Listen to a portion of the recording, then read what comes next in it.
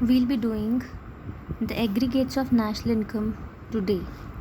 Okay, whenever you write any aggregate of national income, there are 4 places: 1, 2, 3 and 4. The first place, this first place is reserved for gross or net. You can write any one of these over here. Okay, if I'm talking about gross, you have to write G. If I'm talking about net, you have to write N. ठीक है. Next, the other place, the second place is reserved for domestic or national. Domestic or national. If I'm talking about domestic, I'll write D. If I'm talking about national, I'll write N. Fourth place is fixed for P. P stands for product. Fourth is fixed. There's no other thing that can be written here. Product is always written here. The fourth place is reserved for, it's in the subscript of this. ठीक है. The fourth place is a subscript of the other 3 places. ठीक है. The fourth place is reserved for market price or factor cost. If I am asking you for market price, I'll write MP. If I'm talking about factor cost, I'll write FC. ठीक है. So if I have to write gross domestic product at factor cost, how will I write it?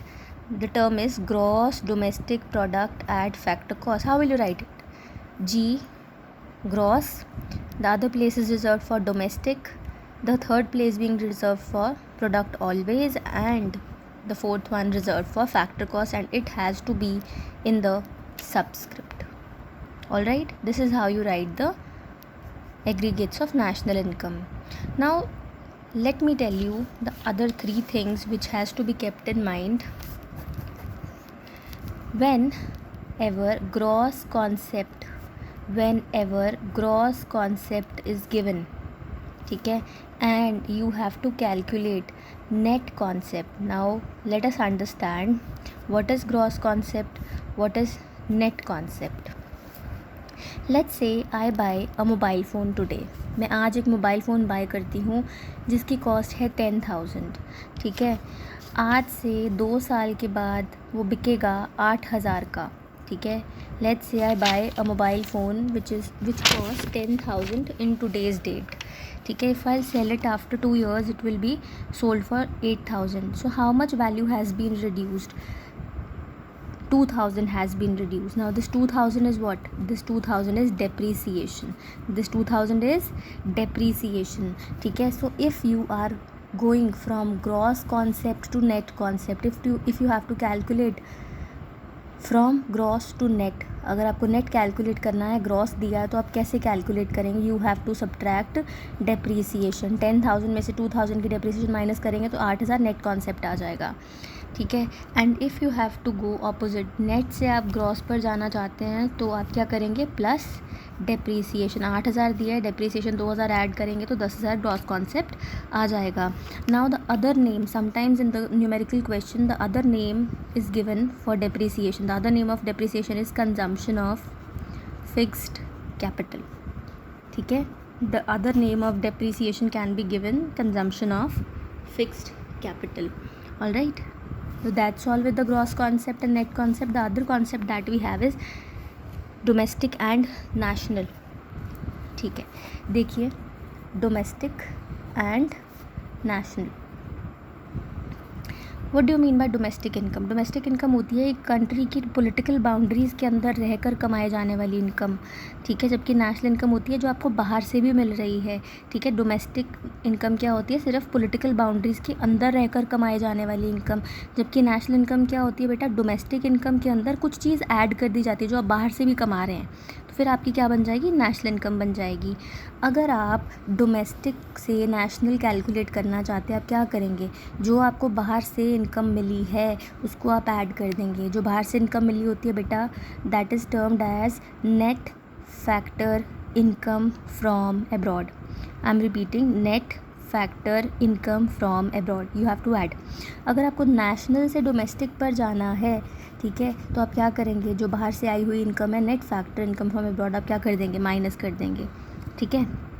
Now sometimes in the question net factor income from abroad directly given नहीं होता है, तो आपको कैसे निकालना होता है, आपको दिया होगा factor income received from abroad minus आप उसमें से क्या कर देंगे, factor income paid to abroad, ठीक है। अगर आपको डायरेक्टली NFYA नहीं दिया, net factor income from abroad नहीं दी, तो आप ये दोनों चीज़ों को माइनस करेंगे, factor income received from abroad उसमें से माइनस कर देंगे फैक्टर इनकम पेड अब्रॉड, तो आपके पास NFYA आ जाएगा। फिर आप उसकी ट्रीटमेंट कर सकते हैं। अगेन रिपीटिंग इट, अगर डोमेस्टिक से नेशनल जाना है तो प्लस करेंगे net factor income from abroad, and if you have to go from national to domestic you have to subtract NFYA। Now the next one is, the next concept is market price and factor cost. Factor cost and market price. बेटा factor cost आपकी होती है production का खर्चा, ठीक है, सिर्फ किसी चीज़ को प्रोड्यूस करने का खर्चा, जबकि मार्केट प्राइस होती है किसी भी चीज़ की बेटा जी सेलिंग कॉस्ट, ठीक है। आप कह सकते हो सेलिंग कॉस्ट क्या है, उसको बाज़ार में उतारने की कॉस्ट क्या है, वो मार्केट प्राइस होती है। अगर आपको फैक्टर कॉस्ट से मार्केट प्राइस पर जाना है बेटा, तो you have to add net indirect taxes in it, ठीक है। Why net indirect taxes are added, देखो आप कुछ भी प्रोड्यूस करते हैं वो फैक्टर कॉस्ट है, लैंड लेबर कैपिटल का जो खर्चा है वो सब आपका फैक्टर कॉस्ट है। अगर आप उसमें देखो जो आपकी कंपनी है या आपकी इंडस्ट्री है बेटा, उसको टैक्स भी पे करना पड़ता है, वो क्या है, वो भी इसकी कॉस्ट में ऐड हो जाता है, तो मार्केट प्राइस बन जाता है। ऑन दी अदर हैंड क्या होता है, हमारी जो गवर्नमेंट होती है ना, कुछ सब्सिडीज़ देती है, मतलब कुछ बेनिफिट्स देती है, तो हम ये बेनिफिट्स को रिड्यूस कर देते हैं और मार्केट प्राइस पे पहुंच जाते हैं। अभी बताती हूँ सब्सिडीज़ का यहाँ पे क्या यूज़ होगा, वेट फॉर दैट। अच्छा, अगर मार्केट प्राइस से आपको फैक्टर कॉस्ट में जाना है तो क्या करेंगे, माइनस नेट इनडायरेक्ट टैक्सेस।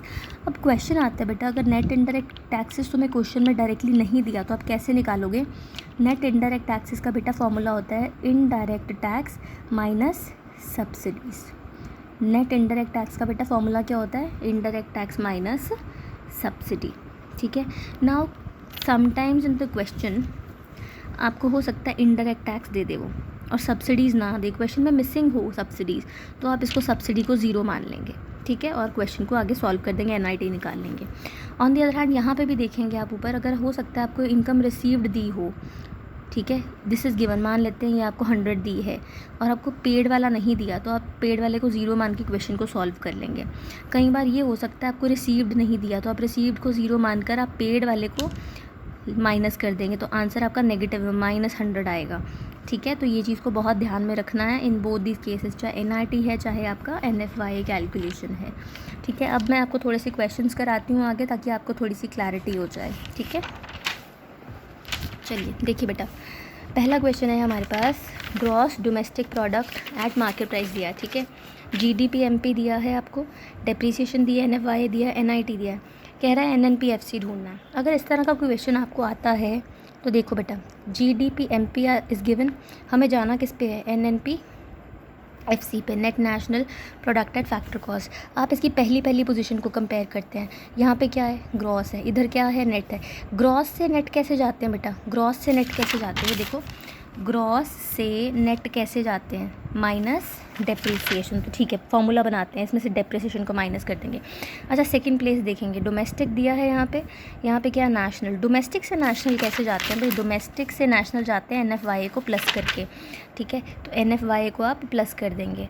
चलिए आगे देखते हैं, मार्केट प्राइस दिया, फैक्टर कॉस्ट पे जाना है, मार्केट प्राइस दिया, फैक्टर कॉस्ट पे जाना है, कैसे जाएंगे मार्केट प्राइस से फैक्टर कॉस्ट पे, मार्केट प्राइस से फैक्टर कॉस्ट पे जाते हैं हम माइनस NIT करके, ठीक है, माइनस NIT, तो आप क्या आ जाएगा, NNPFC आ जाएगा। कुछ नहीं करना, वैल्यूज़ को सिंपली आपने पुट करना है। 10,000 डेप्रीसिएशन कितना दिया है आपका, 2,000 दिया है, NFYA कितना दिया है, 5,000 दिया है, NIT कितना दिया है, 2,000 दिया, ठीक है, आ जाएगा 10 - 2 = 8 + 5 = 13 - 2 = 11, 11,000 आ जाएगा आपका NNPFC का आंसर। आपको पता लग गया कैसे क्वेश्चन को सॉल्व करना। चलिए next question for your practice, देखिए बेटा, GDP MP दिया है, कंजम्पशन ऑफ फिक्स कैपिटल दिया, ये किसका दूसरा नाम है? डेप्रीसिएशन का ही दूसरा नाम है। फैक्टर इनकम फ्रॉम अब्रॉड दिया, फैक्टर इनकम पेड अब्रॉड दिया, इनडायरेक्ट टैक्स दिया, सब्सिडी दिया और कह रहा है एनएनपीएफसी को आप लोग फाइंड करें। देखिए कैसे फाइंड आउट करेंगे। देखो सबसे पहले जीडीपी-एमपी दिया, जाना किस पे आपको? एनएनपीएफसी पे। फर्स्ट प्लेस कंपेयर करेंगे, ग्रॉस से नेट कैसे जाते हैं? Minus depreciation. डोमेस्टिक से नेशनल कैसे जाते हैं? प्लस एनएफवाईए। मार्केट प्राइस से फैक्टर कॉस्ट कैसे जाते हैं? Minus NIT. ठीक है, फॉर्मूला बन गया। अब देखेंगे जीडीपी-एमपी मुझे दिया है भाई 10,000 दिया है, डेप्रीसिएशन दी है 2,000 कंजम्पशन के नाम से दी है, डिफरेंट नाम से दी है पर दी हुई है। एनएफवाई क्या मुझे ये डायरेक्टली क्वेश्चन में दिख रहा है कहीं पर? नहीं कहीं नहीं दिया। तो यहाँ पे फ्रॉम और पेड दिया है, तो दोनों को आप माइनस कर देंगे। जैसे मैंने आपको बताया था, अगर आपको डायरेक्टली नहीं दिया एनएफवाई तो आप फ्रॉम में से factor income from abroad minus paid to abroad दोनों को माइनस करेंगे तो आपके पास क्या आ जाएगा? एनएफवाई आ जाएगा। ये देखेंगे 10,000 में से आप 5,000 को बेटा माइनस कर देंगे तो ये एनएफवाई आ जाएगा। एनआईटी कैसे ढूंढेंगे आप? डायरेक्टली दिया नहीं दिया तो आप कैसे ढूंढेंगे बताओ? इनडायरेक्ट टैक्स में से सब्सिडी को माइनस कर देंगे। 8 माइनस 6 इज़ 8,000 माइनस 6,000 2,000 आ जाएगा इसका। अब सॉल्व करते हैं। 10 माइनस 2 8, 8 प्लस 5 13 माइनस 2 इज़ 11,000। तो आपका एनएनपीएफसी कितना आ गया बेटा जी? 11,000। Understood? Now third type of question.